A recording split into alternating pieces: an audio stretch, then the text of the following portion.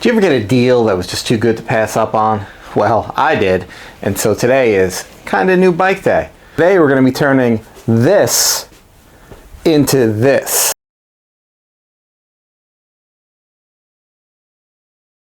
So I'm going to be taking off what I can use from the old China 27.5 onto the new Intense frame.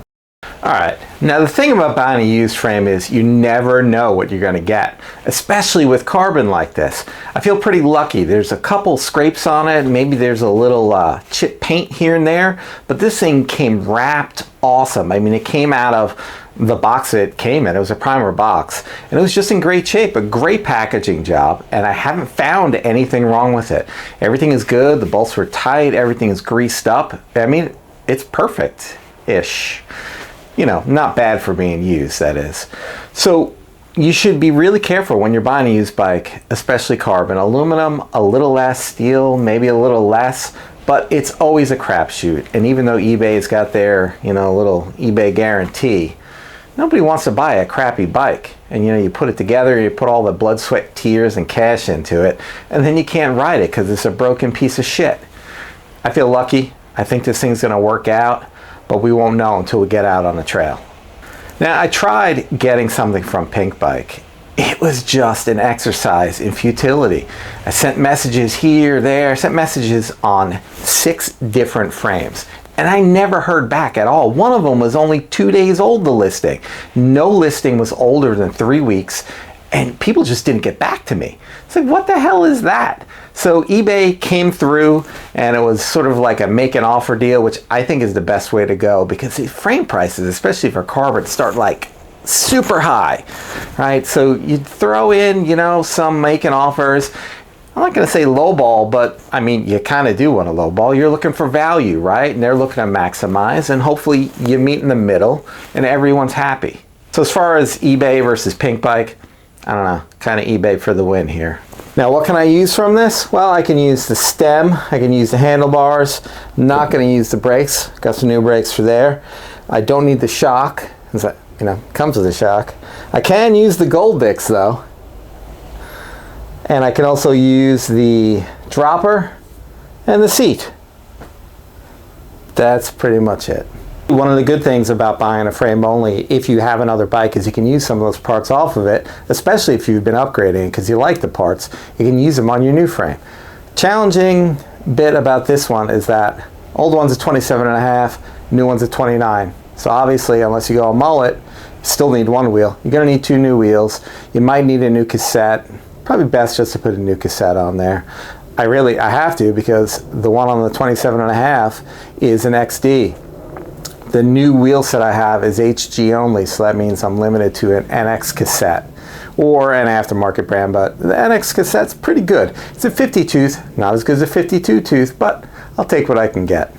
Now obviously I can use the fork, so I got a new Fox 36 I'm gonna put on there. Pretty sweet, right?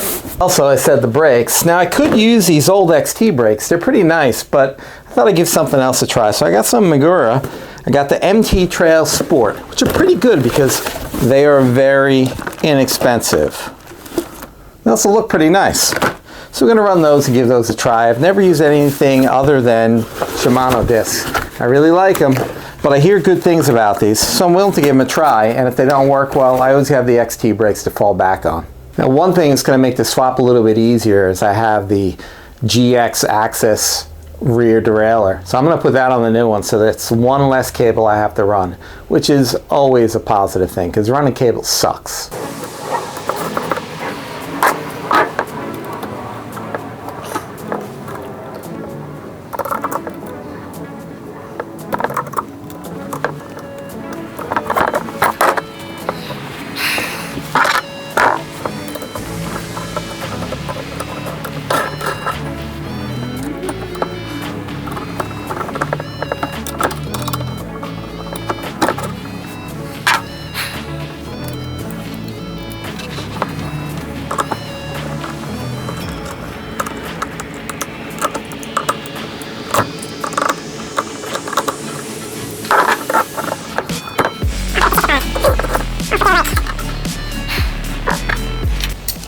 Got another stem hanging around. I'm going to put this on there just to keep the fork on here, just to keep it all together.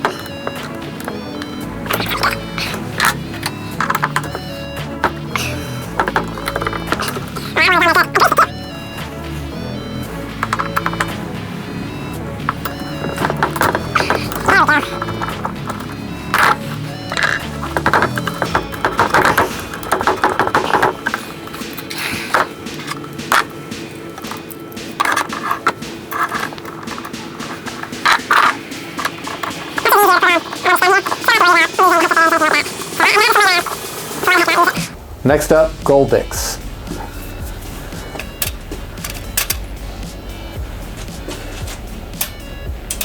Ah, there they are, the gold dicks.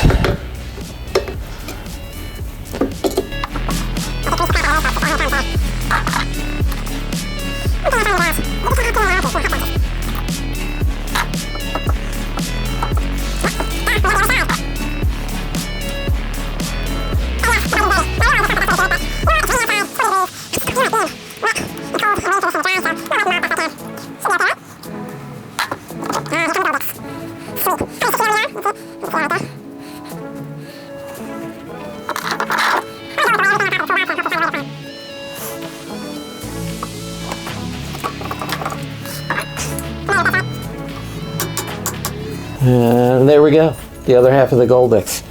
We got on the 30-tooth wolf tooth oval. It's pretty sweet.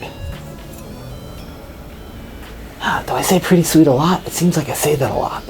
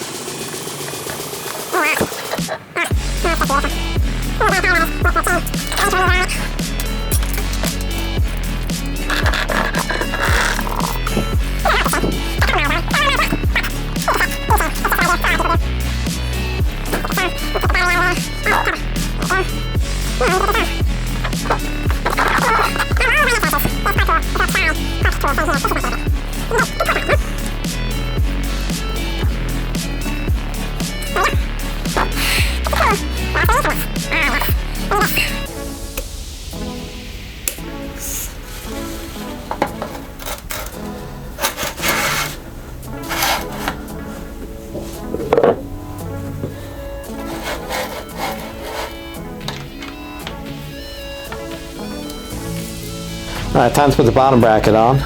Don't forget your grease. It's really important.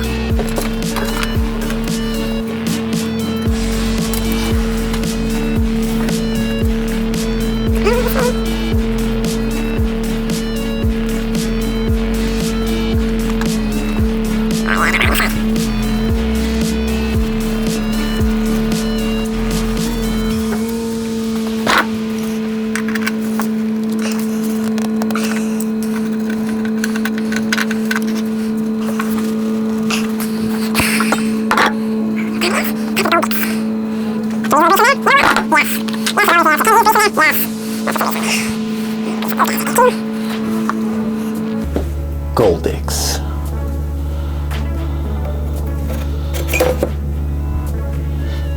Let's check the frame clearance with the oval. Yeah, we look okay.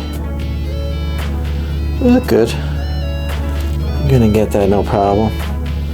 It's a boost. Should we use a spacer? Might want to pop a spacer in there. Goldix installed.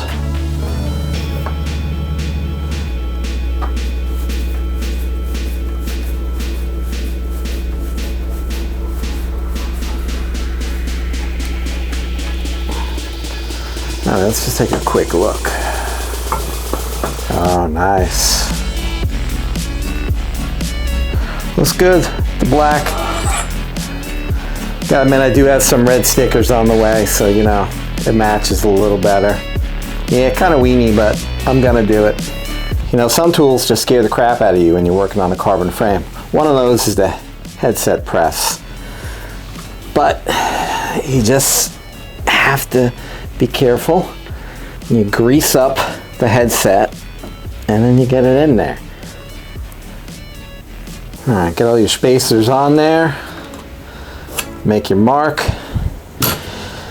And then get ready to be annoyed again, because now we got to cut another pipe. In case you're wondering, yes, I do have a hacksaw, but I prefer the pipe cutter route. And yeah, I'm doing this right on the frame. Never done this before, but I like having it up high like this. I just need to be careful of the shavings, but I don't really see anything going on there. So I'll do this a couple hundred times, and then we'll clean it up, and then we'll put that together. Success. Now we need to clean this guy up.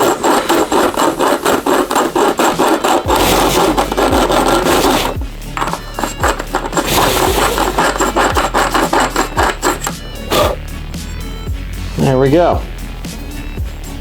Smooth stem.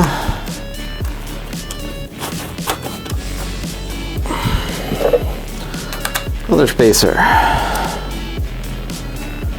All right, we don't have to worry about a star nut because I'm going to use the Stash RT again. Got the old Chinese tool.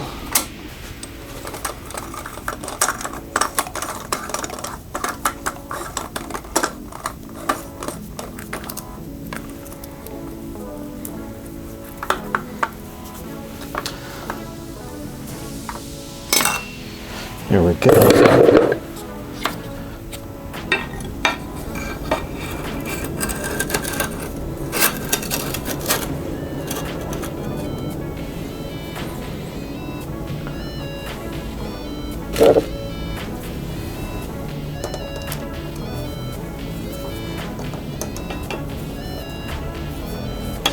So the Magura MT Trail Sports, they're nice brakes. They're not bad. Got 4 piston in the front, 2 piston in the rear. You know, pre-plumbed and ready to go. One thing I hate about pre-plumbed, I mean, it seems like it's a great idea because, well, it's pre-plumbed, you just run it, is that you almost always have to take the rear apart to run it through the bike. the price we pay for progress. Anyway, I'm gonna get these on. Well, all right, it's all together. What does it weigh? 32.28. That's not bad. Now I got some janky parts on here that are a little heavy. Pretty sure I can do better than that, but I think I'm okay with that. You know, that's not bad.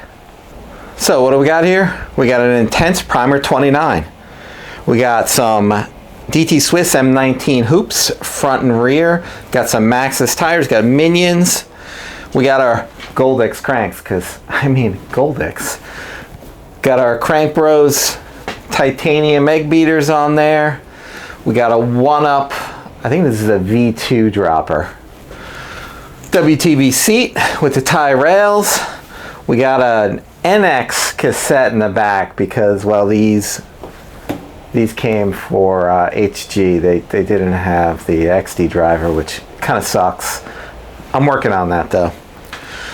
You can see we got the GX axis derailleur, little pod up here.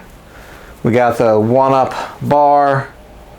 You can see we got our janky little Rock Bros grips. They were sort of okay, but not the best. I'll be taking those off and putting on my ODI.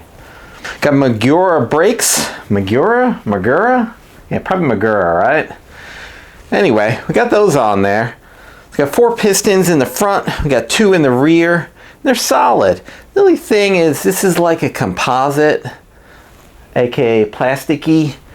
It's got a good feel to it, and you know, it stops the shit out of the bike, so that's good, right? We got a Fox 36 up front. Right now it's 160 travel. I might take that down to maybe 140. It's gonna be a project. You'll see it if it happens. And we got the DPX2 float, which is a nice shock. It came with the frame, and you know what? It works pretty damn well. No complaints there. All right, so you notice I got Fox up front, I got a Fox in the rear, but I got the 1-up dropper. Now I looked into getting the Fox dropper, but the reviews are so bad that, you know, even though I know a Kashima coat will get it all to match, right? It'll look cool. The reviews were just absolutely trash. So hopefully they fix it, and maybe one day we'll be all matchy-matchy. I mean, it doesn't make a huge difference, but you know, when you're looking at it, you like to be inspired. You like to think, holy crap, that looks cool. So what do we got to do now? We got to go for a ride.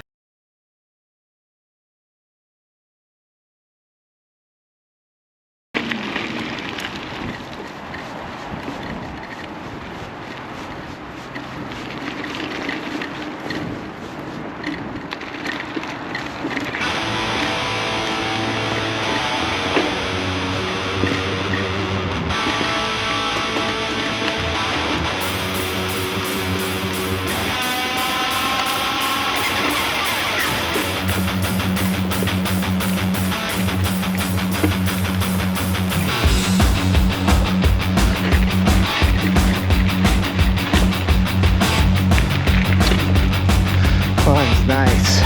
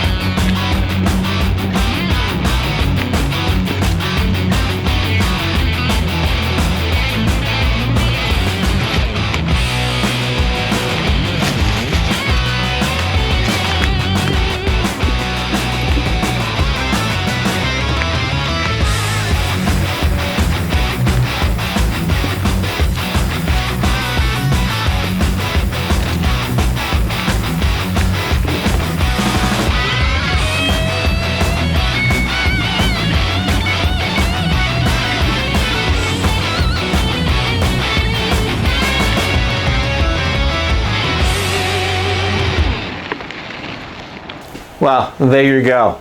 Took it out for a ride. This thing is just, it is awesome. I mean, I hate to judge it against the other two bikes because it's kind of unfair. It's a little different. This is kind of a trail bike. It kind of does both what the XC and the Enduro do. I mean, it just does. It kind of does it all, which I think is great if you don't want to keep switching bikes. If you just like to ride one bike, that's what you're looking for. I don't have a lot of downhills.